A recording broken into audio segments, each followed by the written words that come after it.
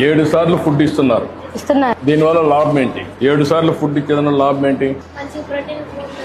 అది కదమ్మా. ఇప్పుడు 3 సార్లు ఇవ్వచ్చు, కానీ 7 సార్లు ఇస్తున్నారు. దానివల్ల మీ అభిప్రాయం ఏంటి? మా కోసం ఇంత చేస్తున్నారు, మంచిగా చదువుకొని మంచి పొజిషన్స్ లో ఉన్నారు. 2 ఉన్నాయమ్మా.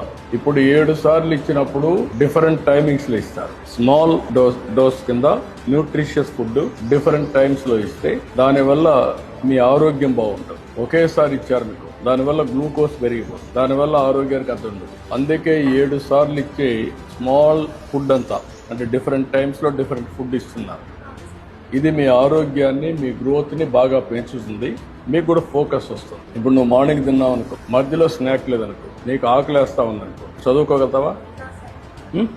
చదువు రాదు కదా. అప్పుడు ఒక స్నాక్ తిన్నావు అనుకో, మళ్ళా నీకు ఆకలి, మైండ్ ఎప్పుడు సబ్జెక్ట్ మీద ఫోకస్ ఉంటుంది. ఆ విధంగా నువ్వు చూస్తే 7 సార్లు మీరు కరెక్ట్ గా రాత్రి కష్టపడతారు, భోంచేసేస్తారు, మళ్ళా కాస్త చదువుకుంటారు. నిద్రపోయేటప్పుడు ఒక ఫ్రూట్ తినేసి పడుకుంటే ప్రశాంతంగా నిద్ర వస్తారు. అది మెయిన్ గా.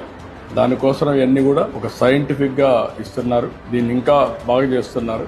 దీన్ని ఇంకా బాగా చేసేందుకు అవకాశాలు ఉన్నాయి. Very happy. Thank you sir. Good. Thank you మా.